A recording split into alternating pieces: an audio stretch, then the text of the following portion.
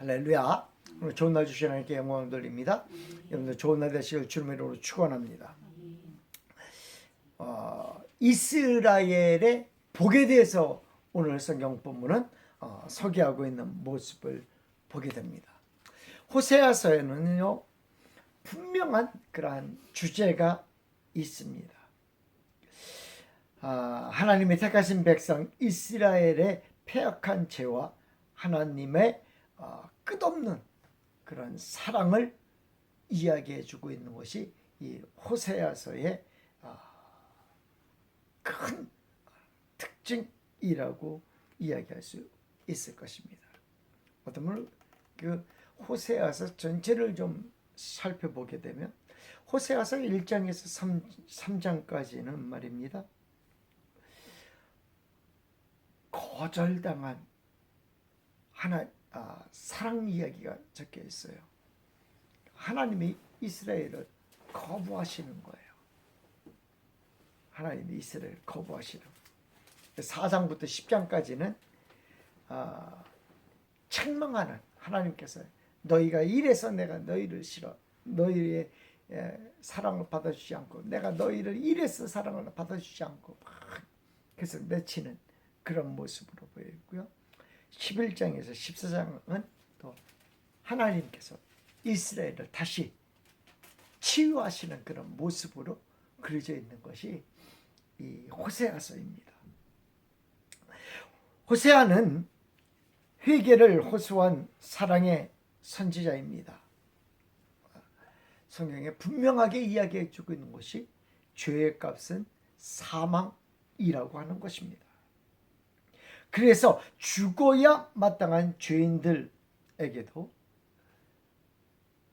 살 길이 있음을 이야기해주고 있는 것. 이것이 성경의 전체적인 맥락도 똑같아요. 너희는 죄 때문에 죽을 수밖에 없네. 아니 죽은 영혼들이라는 거예요. 죽은 자들이라는 거예요. 이것이 성경의 전체적인 흐름이에요. 그런데 너희에게 살 길이 있다라는 것을 이야기해 주고 있는 것. 너희는 죽은 영혼인데 너희가 살 길이 있어라는 것을 비춰주는 것. 이것이 성경이에요. 그 줄기를 쫙 따라가면 누가 나오는 거예요? 예수님. 너희는 죽었어. 그냥 너희에게 살 길이 있어 라는 것을 가르쳐주고 있는 거죠. 이 호세아서도 역시 마찬가지예요. 너희는 죽었어. 그냥 너희에게 살 길이 있어. 우리가 너무나 잘 알듯이 호세아는 누구를 아내로 맞아요? 고멜을 아내로 맞이하잖아요. 고멜을 아내로 맞이해서 계속 고멜이 아내를 맞이했는데도 또 어떻게 해요? 또 나가고 또 데려오라고 그래가지고 하나님 진짜 너무하세요 하면서도 또 데려와요. 그거 또 자녀를 낳아 또 도망가. 이 자꾸만 고멜이거든요. 그래서 그럼에도 불구하고 모든 것을 용서하며 다시 같이 살고 사랑해 주는 내용이 바로 이 호세아서입니다.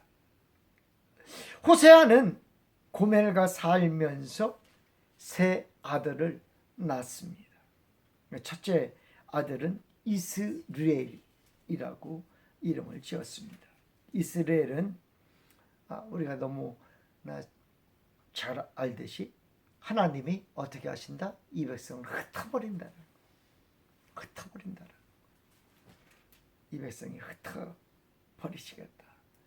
언제처럼 흩어버리시겠다는 거예요? 바벨탑에서처럼 내가 이 백성들이 하나로 연합되어 있으니까 나한테 이러니까 흩어버리겠다라는 거예요. 그래서 뿔뿔이 다 흩어지게 이스라엘 백성들을 다 흩어지게 하겠다라는 거죠. 두 번째 아들의 이름은 로루하마라고 불렀습니다.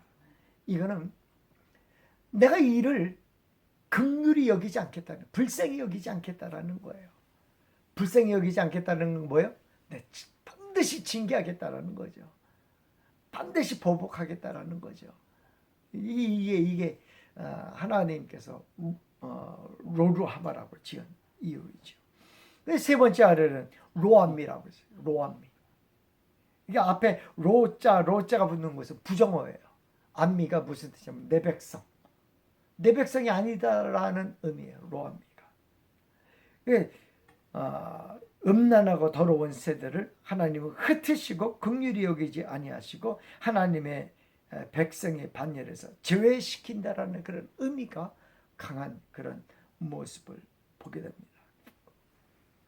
그런데 고멜의 그 범죄에도 불구하고 호세아는 고멜을 계속해서 뭐하라고 하나님께서 말씀하세요? 사랑하라고 하세요. 고멜이 음란하였으나 호세아는 그럼에도 불구하고 용서하고 사랑하라고 계속하세요. 고멜은 누구로부터 돌로 맞아 죽었어야 돼요? 사람들에게가 아니에요. 자기 가족이에요. 그럼 누구예요? 호세아로부터 돌에 맞아 죽었어야 될 여인이었어요. 그럼에도 불구하고 하나님은 누구에게?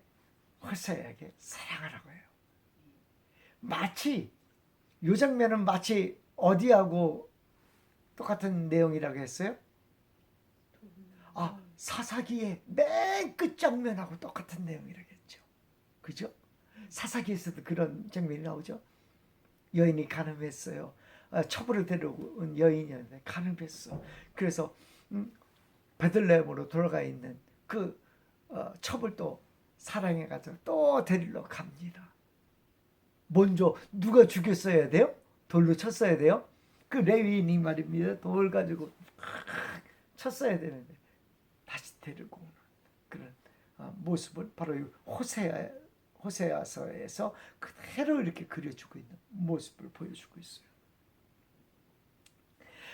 그럼에도 불구하고 하나님은 다시 사랑하라고 합니다.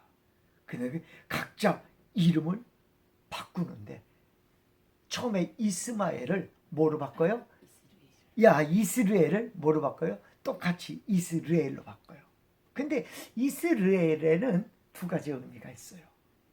처음에는 흩으신다 라는 의미가 있지만 똑같은 의미로 이것은 씨를 뿌린다 라는 의미가 있어요.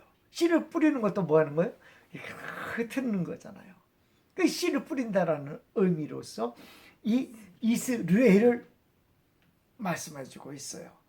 그래서 이스라엘은 하나님께서 무슨 씨를 뿌리는 거예요? 거룩한 씨들을 다 뿌려주는 거룩한 씨를. 그 다음에 로루하마는 뭐로 바꿔요? 루하마로. 루하마로 바꿔요. 이거는 긍휼히 여기, 내가 다시 긍휼히 여긴다라는 그런 의미로, 내가 다시 저를 불쌍히 여긴다라는 의미로. 로암미는 암미로 바꿔요. 이는 다시 내 백성이 되게 하겠다라는 그런 의미로서 로암미에서 암미로 바뀌는 모습을 보게 됩니다. 이게 요 세 가지 이름을 바꾸면서 하나님께서 오늘 성경 본문의 14장 5절 6절의 말씀에서 세 가지 복을 내가 너희에게 주겠다라고 약속해 주고 있는 거예요. 내가 너희에게 세 가지 복을 주겠다라고 약속. 다른 많은 복이 있지만 오늘은 4절 5절 말씀을 통하여 우리가 세 가지 복을 무엇인지에 대해서 살펴보면서 은혜를 나누고자 합니다. 첫 번째는 하나님께서 무엇을 고치신다고 그랬어요? 반역을 고치신다고 그래요. 반역을. 다른 번역으로는 보게 되면 폐역을 고친다. 폐역한 자들, 반역한 자니까 얼마나 그 옛날에 왕에게 있어서의 반역죄면 무슨 죄예요? 영모죄에 걸리면 뭐예요? 그냥 능지처참 당하는 거겠죠. 능지처참 당했죠. 그런데 그것을 고친다고 하나님께서 말씀하세요. 고친대요. 뭐 가지고 고치실까요? 하나님이 은혜 가지고 고치시는 거예요. 하나님 은혜를 가지고 우리를 고치시는 거예요. 성령으로 우리를 새롭게 만들어 주시는 거예요. 그래야 이것이 고쳐지지 이게 고쳐지질 않아요. 그렇지 않겠어요? 이거 어떻게 고쳐요? 이걸 어떻게 고쳐요? 가만히 내버두면 사사기 꼴이 나가지고 어떻게 해요? 계속 하나님 반역했다 다시 떠들어오고 반역했다 다시 이것만 계속 반복하는 우리의 신경. 왜? 인간은 연약하기 때문에. 이것을 바꾸려면 그냥은 죽었다 깨라도 못 바꾼다라는 거죠. 무엇까지 바꿀 수 있어요? 성령 충만밖에 없어요. 성령으로밖에 없어요. 이것을 바꾸려면. 반역이라는 말은 원어로 메슈바라고 되어 있다라고 합니다. 이것은 등을 돌리고 떠난다라는 그런 의미가 담겨져 있다고 합니다. 하나님은 죄를 지으면 등을 돌리시는 분입니다. 하나님이 죄 지은 사람하고 같이 있을 수가 없어요. 왜? 하나님은 너무나 거룩하신 분이기 때문에 죄하고는 조금도 같이 있을 수가 없어요. 그럼에도 불구하고 하나님은 우리를 무엇이겠다고 하시는 거예요? 고치시겠다라고 말씀하시는 거예요. 성경 이사야 1장 15절 말씀에 이렇게 기록합니다. 너희가 손을 펼 때에 내가 눈을 가리우고 너희가 많이 기도할지라도 내가 듣지 아니하리니 이는 너희의 손에 피가 가득함이라. 이제 하나님께서 우리의 죄악을 보시고 가까이 할 수 없는 모습을 보여주고 있습니다. 하나님의 얼굴을 내게 향하여 드사 방향 전환하는 것, 그런 모습이 내게 필요하다라는 거지요. 하나님께서는 죄를 버리고 회개하면 더 좋은 것을 주시는 분이십니다. 죄를 가지고 기도하면 하나님은 반역을 고치시지 않습니다. 그러나 회개하면 하나님은 등을 돌리고 계시다가 앞을 바라보시면서 응답해 주시며 새로운 관계로 일하게 하시는 줄 믿습니다. 그래서 세례 요한도 예수님도 복음을 전할 때 첫 소리를 이렇게 이야기한 모습을 보게 됩니다. 천국이 가까웠느니라. 그러므로 뭐하라? 회개하라. 회개하라. 천국이 가까웠느니라. 이 회개하라가 제일 먼저였어요. 죄로 인하여 등을 돌리고 계신 하나님이 우리를 쳐다보게 하여야 합니다. 그래야 우리의 무엇이 고쳐진다고요? 반역이 고쳐지는 거예요. 그렇게 하는 오직 하나의 비결은 회개라고 말씀하고 있습니다. 세례 요한이 요단강에서 외쳤습니다. 회개하라, 천국이 가까웠느니라. 회개에 합당한 열매를 맺으라. 독그가 이미 나무 뿌리에 놓였으니 좋은 열매를 맺지 않는 나무는 다 지켜 불에 던져리라. 근데 이 회개의 메시지를 듣고 말입니다. 수많은 사람들이 어디로 몰려들어요? 요단강가로. 회개의 세례를 받으러 다 요단강가로 모여드는 모습을 보게 됩니다. 이것이 하나님께서 우리에게 복을 주시는 첫 번째 모습이에요. 도저히 용서받을 수 없는 자들을 용서하시는 것. 죄로 인하여 죽은 자를 모아 의인 삼아 살리시는 역사. 이것이 예수님을 믿는 사람들의 최고의 복인 줄 믿습니다. 참, 두 번째는 우리가 즐거운 사랑을 받게 합니다. 내가 저희의 반역을 고치고 즐거이 저희를 사랑하리니 나의 진노가 그에게서 떠났음이니라 하고 4절에 말씀하고 있어요. 반역이 고쳐졌어요. 죄가 없어요. 그러나 여전히 죄인임에도 불구하고 하나님의 그를 뭐라고 칭하세요? 어렵다라고 다 칭한 그 모습을 보시면서 하나님께서 뭐라고 말씀하신다고요?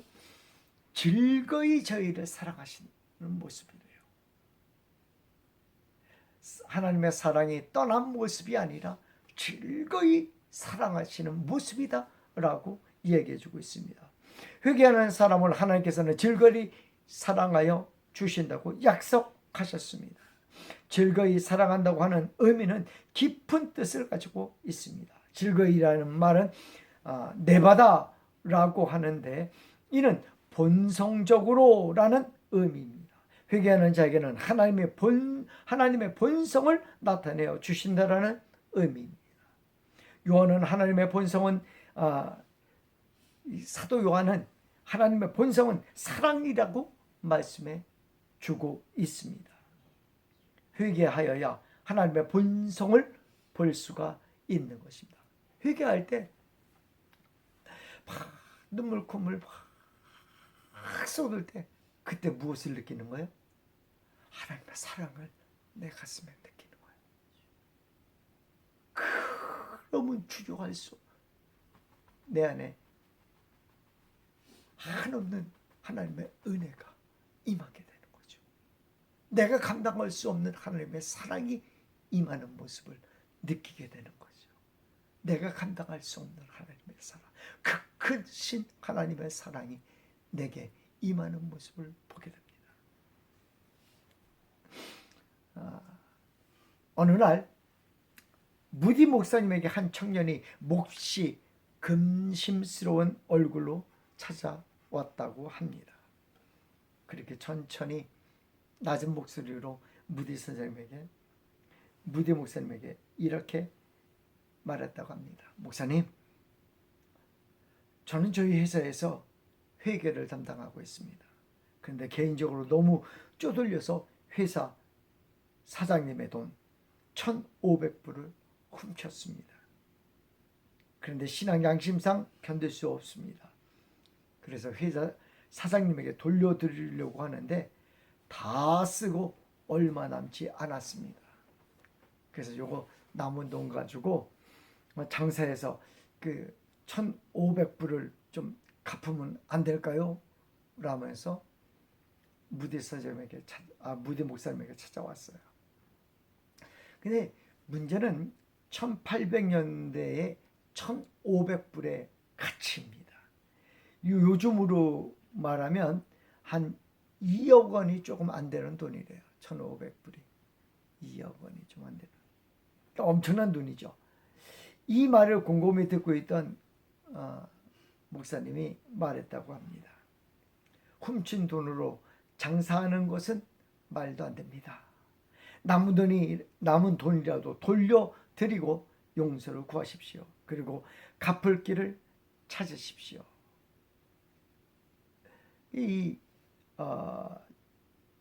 찾아온 청년이 그렇게 하겠습니다.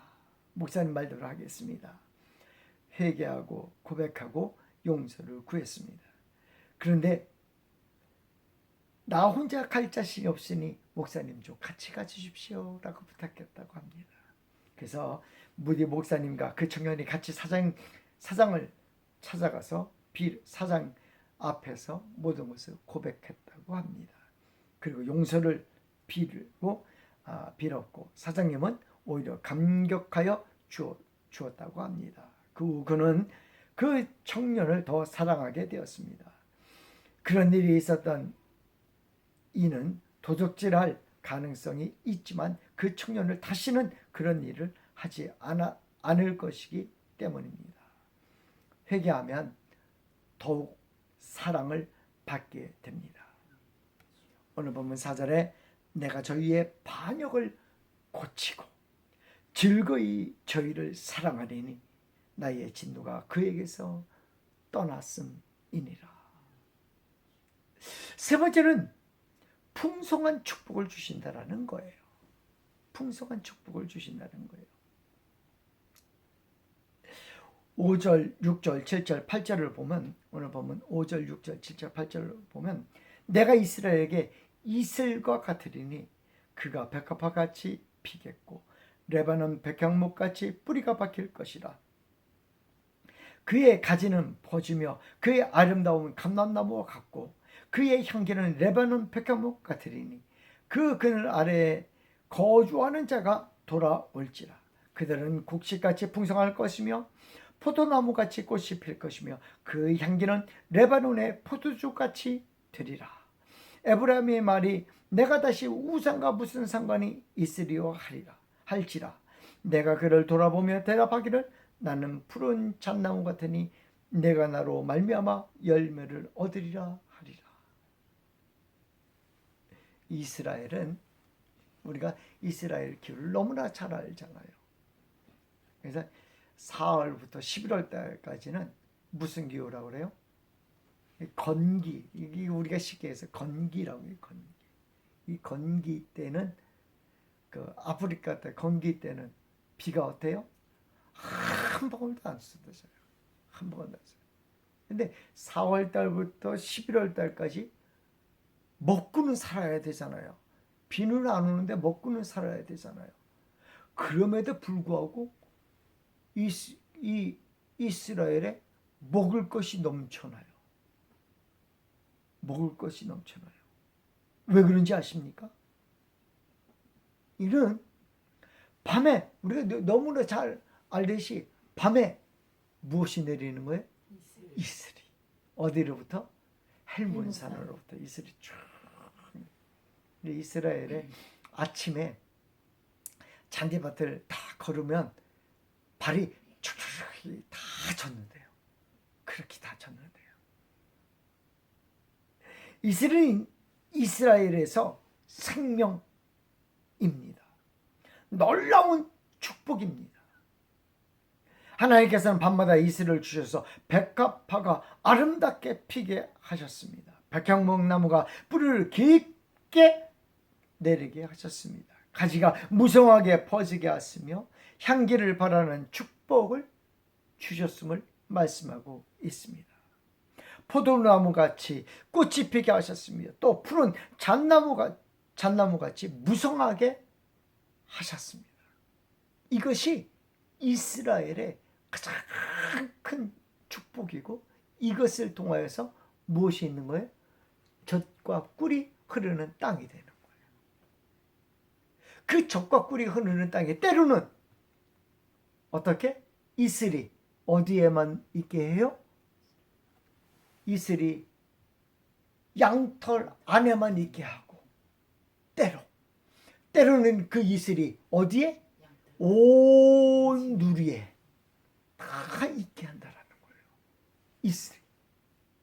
그 능력이 누구에게 있는 거예요? 하나님 앞에 있는 거예요. 이스라엘 백성들이 하나님을 섬기지 않고 죄 가운데 빠져 있으면 그 이슬이 어디에만 있게 하는 거예요? 양털 안에만 다 있게 하는 거예요. 이스라엘 백성들은 뭐에 기근에 시달리는 거예요. 그런데 온 누리에 뭐가 있게 하면 이슬이 내리게 하면 이스라엘 백성들 가운 그 온 땅에 무엇이 새싹이 돋아나고 거기에 꽃이 피고 거기에 아름다운 향기가 풍겨나오는 거예요. 우리가 이 사실을 알며 늘 그 하나님의 은혜에 감사할 줄 아는 자들이 되어야 될 줄 믿습니다. 이스라엘 백성들이 그 축복을 받는 거예요. 라고 성경은 말해주고 있습니다. 이스라엘에서 가장 중요한 나무인 백향목과 포도나무와 잣나무가 잘 자라게 하는 축복은 이슬을 통하여 주셨음을 말해주고 있습니다. 이슬과 같은 축복이란 어떤 축복입니까? 여러분, 우리가 그렇게 얘기하잖아요. 폭포수 같은 은혜를 내려주시옵소서. 우리가 그런 말을 많이 하죠. 하나님, 폭포수와 같은 은혜로, 폭포수와 같은 은혜가 여러분 가운데 충만하기를 주님으로 축원합니다. 그런데 이 이슬은 폭포수와 같은 은혜가 아니에요. 어떻게? 밤에 은밀한 축복이에요. 이슬이 내리는지 안 내리는지는 모르는데 아침에 일어나 보면 뭐해? 거치는 게 풀밭을 거치면 걷다 보면 발이 싹 하고 다 젖는 거예요. 이 은밀한 축복이에요. 이슬이 낮에 내리는 법은 없습니다. 자고 있는 중에 몰래 내리는 축복입니다. 언제 어떻게 주어지는지 모르는 축복입니다. 이것을 이슬과 같은 축복이라고 얘기합니다. 그래서 우리는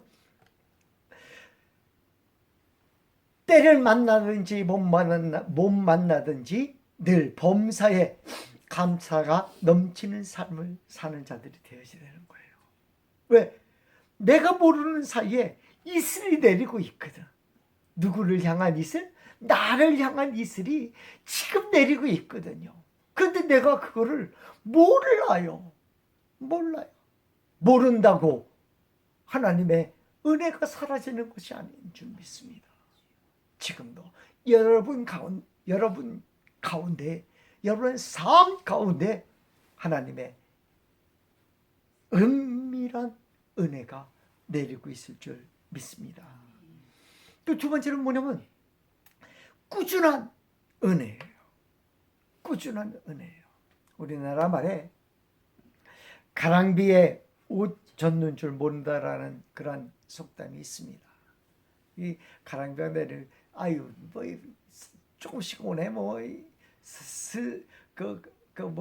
이슬 내리듯이 오네 이 정도야 하고 나섰지만 그 비를 계속 맞으면 뭐예요? 속옷까지 다 젖는 그런 모습을 우리가 너무나 잘 알고 있습니다. 이슬은 하루에 그치는 것이 아니라는 거죠. 소나기는 한번 쏟아지고 언제 또 소나기가 쏟아질지 모르잖아요. 근데 이 이슬은 뭐예요? 매일같이 밤마다 매일같이 내리는 이슬이에요. 언제? 건기때라는 말을 하니까 갑자기 그 생각이 났어요. 어떤 사람이 그렇게 기도했대죠. 하나님, 내가 힘들고 내가 어려울 때 어디 계셨습니까? 예수님은 어디 계셨습니까? 내가 모래 위에 푹푹 빠지는 그 길을 걸 때 어디 계셨습니까? 뒤돌아보니 발자국 하나밖에 없네요. 근데 주님께서 뭐라고요? 내가 너를 업고 걸어노라. 내가 너를 업고 걸어노라.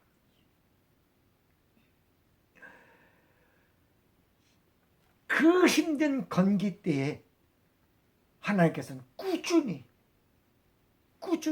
밤마다 무엇으로? 이슬을 대지를 적셔주는 놀라운 복을 내려주신 모습을 보게 됩니다. 힘들어서 더 이상 견딜 수 없을 그때에도 하나님은 우리에게 무엇으로? 하나님의 은혜로 계속해서 부어주신다라는 사실을 우리는 잊지 말아야 한다는 것입니다. 비보다 적은 양이지만 그 하나님의 은혜는 변함이 없이 나에게 지금도 쏟아지고 있다라는 사실입니다. 오늘 하나님의 은혜는 무엇입니까?